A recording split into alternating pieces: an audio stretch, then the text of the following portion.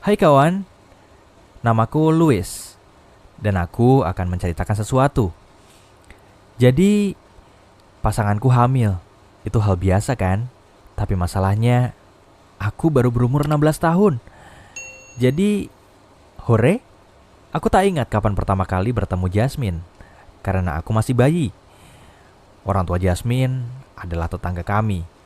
Jadi, seperti yang sering dikatakan ibuku, Jasmine dan aku sudah saling kenal sejak kami masih memakai popok. Kami tumbuh bersama. Saat masih anak-anak, kami benar-benar melakukan semua hal bersama. Jadi, kami bersahabat hingga umur 16 tahun. Tapi kemudian, aku mengacaukannya. Tidak, aku tidak sengaja. Aku tumbuh menjadi pria dewasa. Kamu paham itu? Ya, jadi aku mengatakan kepada Jasmine bahwa aku ingin menjadi lebih dari sekadar teman. Dan tentu saja, dia mengatakan mantra itu. Dia tidak ingin merusak persahabatan kami dan lain-lain yang sering diucapkan perempuan. Aku terjebak di zona pertemanan. Atau lebih tepatnya, kami sudah membangun zona ini 16 tahun lalu. Tak apa-apa, aku bisa mengatasinya. Mungkin aku hanya akan sedikit menderita, lalu perasaanku lenyap. Namun ternyata, Jasmine mulai berkencan dengan laki-laki di sekolah. Mike. Si Mike yang aneh dari kelas drama itu. Dia lebih mirip seekor burung merak daripada laki-laki. Dan Jasmine lebih memilih berkencan dengan laki-laki itu daripada aku. Ayolah, semua orang tahu Mike telah mengencani setengah dari anak perempuan di sekolah. Bagaimana Jasmine mau berkencan dengannya? Aku marah sekali. Aku berusaha mengatakan bahwa laki-laki itu hanya ingin memanfaatkannya. Tapi dia tidak mendengarkanku. Dan setelah beberapa bulan berlalu, hal itu terjadi. Aku melihat Jasmine menangis di dekat sekolah.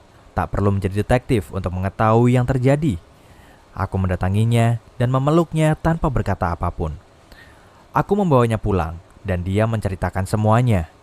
Sudah kuduga, Mike memutuskannya.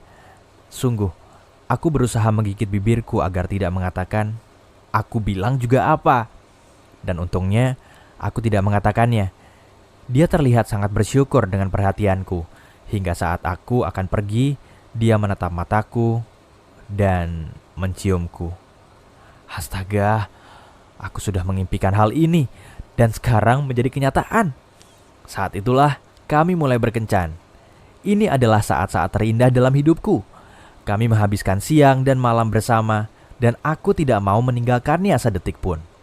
Selama 3 minggu aku merasakan kebahagiaan. Hingga suatu pagi, seseorang mengetuk rumahku. Jasmine dan orang tuanya berdiri di depan pintu. Mereka masuk dan memberitahu kabar mengejutkan. Jasmine hamil. Wow, aku terdiam. Aku duduk kebingungan dan bahkan tidak menyimak apa yang orang tua kami bicarakan untuk beberapa saat. Yang bisa kulakukan hanyalah menatap Jasmine dan melihat kesedihannya. Dia hampir tidak bisa menahan tangis. Namun seketika dia berdiri dan menyela pembicaraan. Dia berkata, "Aku akan mempertahankan bayi ini." Orang tua kami terdiam sesaat. Kemudian aku bangkit dan berkata, "Aku cukup dewasa untuk bertanggung jawab. Dan aku berjanji akan melakukan apapun semampuku untuk menjaga Jasmine dan bayinya." Tentu saja kata-kata ini tidak berarti bagi mereka. Di mata mereka, aku hanya anak laki-laki berusia 16 tahun yang melakukan kesalahan. Setelah itu, kami berbincang dan berdiskusi cukup lama. Dan keputusannya sudah bulat. Aku akan menjadi ayah. Aku paham. Pertama, kami membutuhkan uang. Jadi, aku mulai mencari pekerjaan.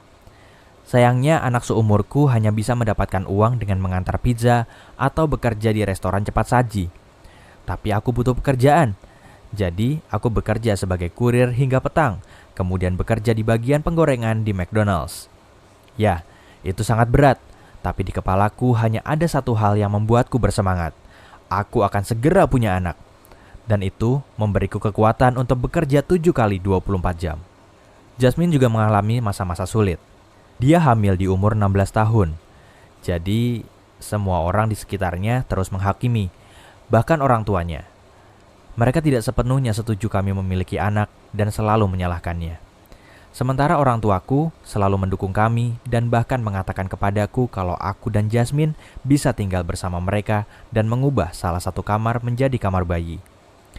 Dukungan ini lebih dari cukup dan aku sangat berterima kasih kepada ayah dan ibuku. Segalanya membaik. Aku sudah terbiasa dengan kerja keras dan mulai meluangkan waktu untuk Jasmine. Tapi dia selalu sedih.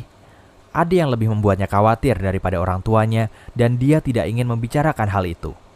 Aku tahu cara menyenangkannya. Aku meluangkan beberapa jam tiap minggu untuk menata kamar bayi. Aku mengecat dinding, menggelar karpet lembut, membangun tempat tidur bayi, dan membeli banyak mainan. Aku bahkan melukis banyak gambar hewan di dinding. Aku tahu lukisanku jelek, tapi aku melakukannya dengan sepenuh hati. Jadi kamarnya terlihat cukup indah. Aku sangat ingin memberi kejutan kepada Jasmine. Jadi aku mengambil cuti dan kami menghabiskan waktu sepanjang hari. Kami jalan-jalan, menonton film, dan makan malam romantis.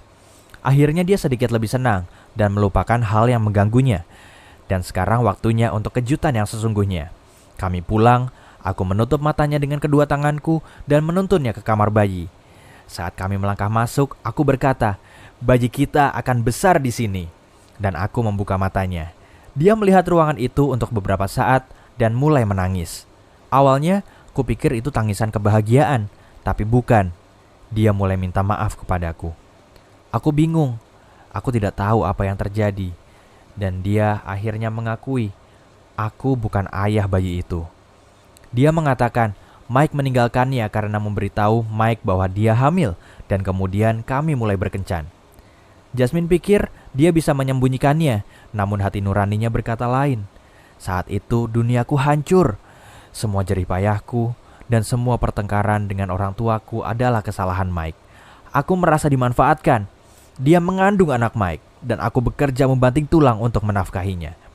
Selama seminggu aku benar-benar gila. Aku hanya berbaring di kasur, memikirkan hubungan kami dan bayi itu. Aku berpikir mengenai apa yang harus aku lakukan. Sesekali aku berpikir jahat. Aku depresi, namun sesuatu yang tak disangka-sangka terjadi. Tengah malam, seseorang menggedor rumah dengan kuat. Orang tua Jasmine. Mereka terlihat ketakutan dan berteriak bahwa Jasmine akan segera melahirkan. Dia harus segera dibawa ke rumah sakit. Kami masuk mobil dan ayah segera membawa kami ke rumah sakit. Kami mengendarai mobil secepat mungkin, melanggar rambu-rambu lalu lintas. Di rumah sakit, Jasmine dibaringkan di atas tempat tidur dan dibawa menjauhi kami. Masalahnya, usia kandungannya baru 8 bulan. Jadi, nyawa Jasmine dan bayi itu dalam bahaya. Beberapa jam kemudian, aku mondar-mandir di aula, berusaha menyingkirkan semua pikiran buruk di kepala. Aku terus meyakinkan diriku kalau Jasmine akan baik-baik saja. Bayi itu akan baik-baik saja. Semuanya akan baik-baik saja. 3 jam kemudian, dokter mendatangi kami dan bertanya siapa ayah bayi itu. Tanpa ragu, aku mengatakan bahwa akulah ayahnya. Kemudian dokter menghela napas.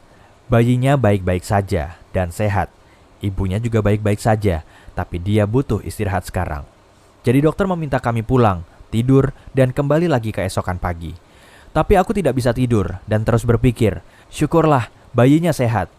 Paginya saat Jasmine bangun, mereka membiarkanku menemuinya.